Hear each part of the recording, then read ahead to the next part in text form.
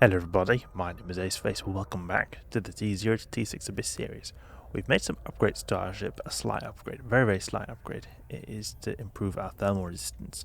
This will make it so that the Triglavians in particular will do a bit less damage to us. Something that is also quite cool about this thermal upgrade we've made, which is this then Corpus X-type thermal armor hardener, is that this is one of the items required for the fit I've made to go to the next tier of Abyss, T5 Abyss, and even the T6 Abyss will be using this armor hardener here, which is the best type of thermal armor hardener you can actually come by. So this will be staying with us for a long time. Costed a little bit of risk, I mean, not a crazy price, but it was something. So our ship has now gone up slightly in price. Our ship is worth 700 million here. We're still doing measly T4 electrics. We should be, to be honest, soon having to go to the next tier of filament, but unfortunately I need a bit more ISK for that. The next tier is T4 Firestorm, where we'll be having a lot more efficient runs with more profit because of the lower filament cost. The problem is there we need to have quite a bit more advanced fit, because there you've not got the electrical bonus or the bonus to capacitor like we've got in the electrical sites. So these guys need to get a bit of a bonus to their shields because they're losing their shields.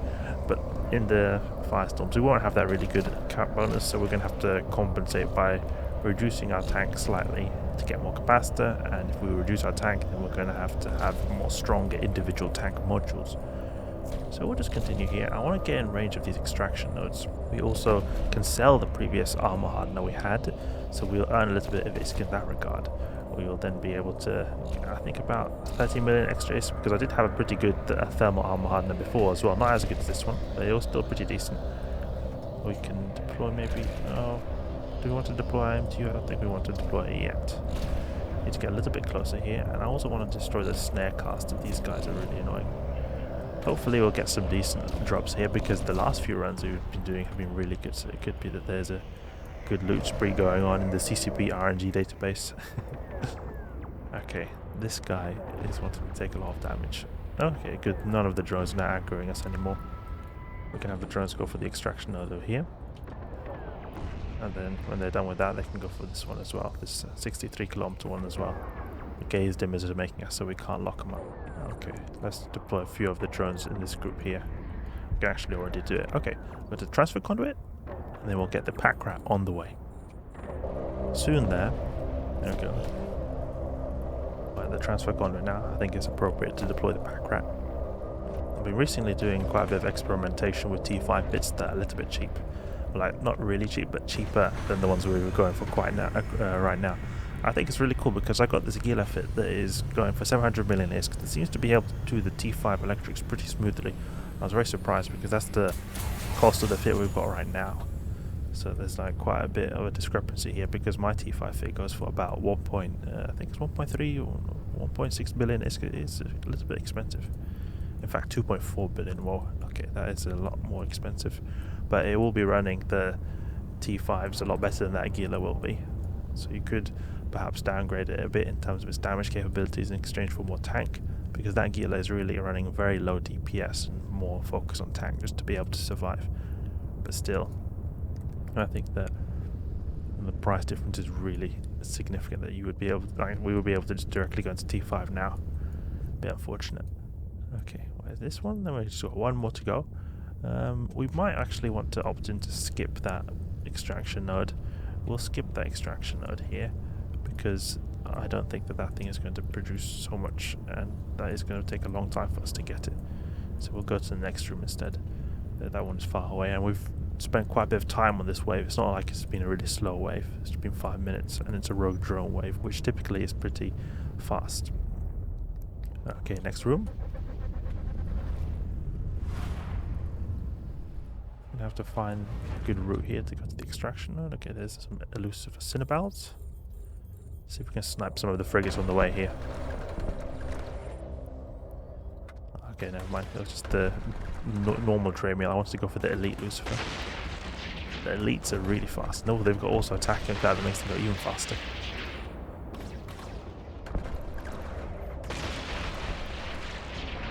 Go for Imperial Navy because it's got better tracking. Take him out. Great. We'll have our drones now go for the caches. Got all the evil in the world. Newts, webs, guidance disruptors, and sensor damps. No ECM. 48 kilometers, we can't lock them up. Let's go for these Medusas. We need to recall our drones because they're taking a bit of damage. Recall those drones. That guy's gonna... Okay, good. He was webbed in place and was gonna die. Get the... There we go, extraction node is a bit closer now. Here we want to go for Conflag, the best DPS ammunition type for this elite Lucifer. I can never web.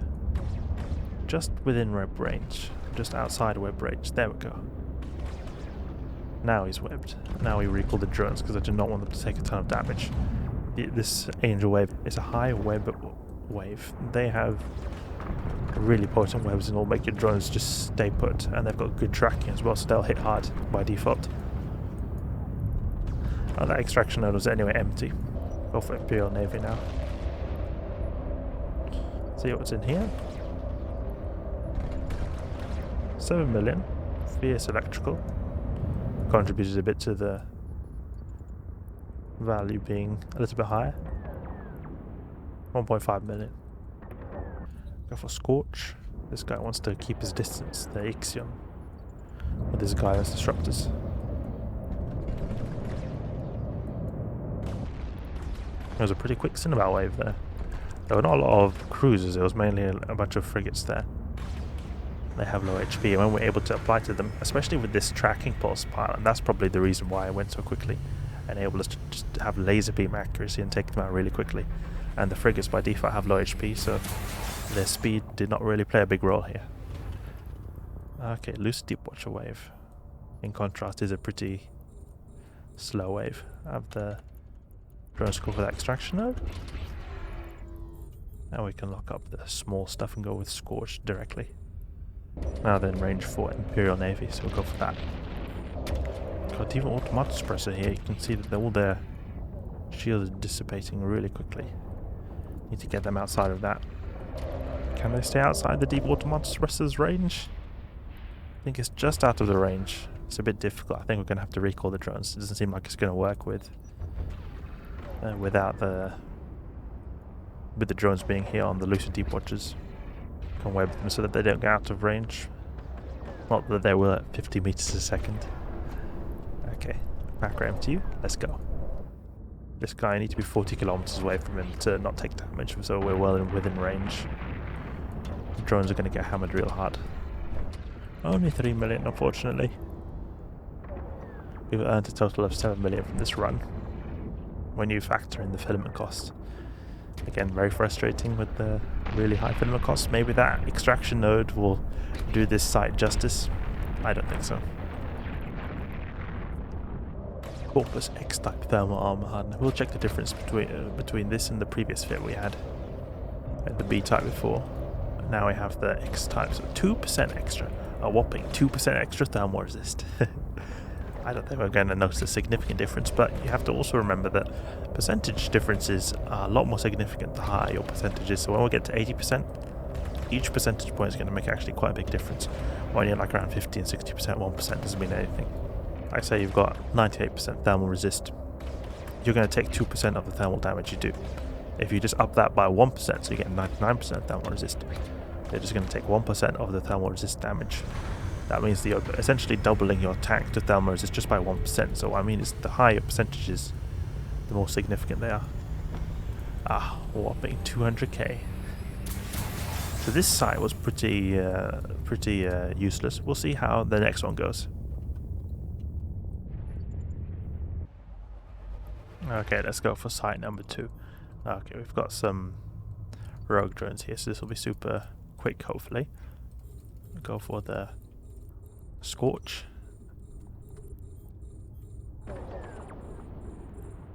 Can have the drones also go for some of the caches on the way. I want to go for snare casters actually in particular, because they're going to slow us down quite a bit.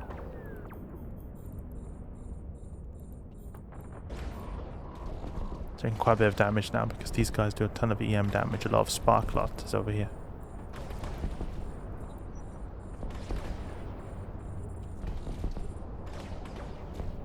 Come on, destroy them. So, oh, that drone's taking a ton of damage. Never mind. Goodbye, drone.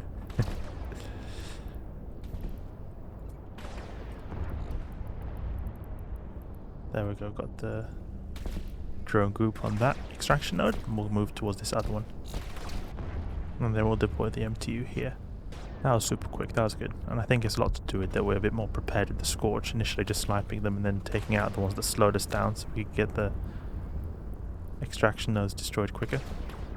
Oh, look at that. There's an extraction node over there that's got nothing in it. And it's also the one that's close. The MTU is going to pull that one in first. Ugh, that's annoying. We'll skip that one. No point wasting time for this one and then this one for potentially just like 200k ISK. There's no point. And 5 million, not a whole lot. Get Scorch ready for the next room. Got a bunch of Thealtists. These guys can take a little bit of time, but the thing is there's a bunch of Lucid Wardens and Iggs at the sleeper frigates, so they're going to go pretty quickly if we can get some good tracking on them. Let's lock up that extraction node. There we go. Let's start firing. We should actually be quite a bit stronger here against these sleepers because they do thermal and EM damage. So our thermal armor hardener is going to make a bit of a difference here. Not a massive difference, but it's going to make a slight difference. You can maybe tell by how little damage they're doing. 5-6 damage.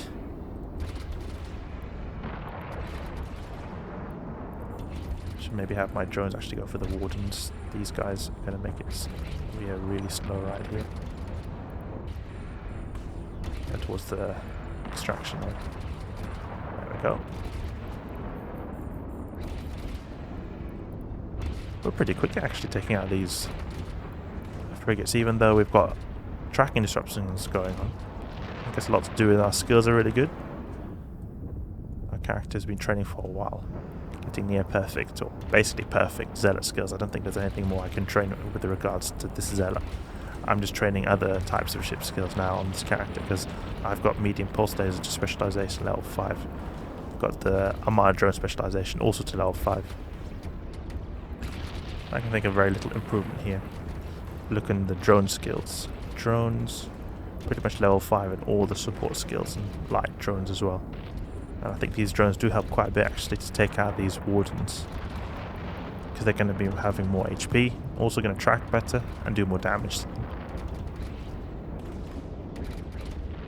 And now we've got also a tracking part which is going to help a ton.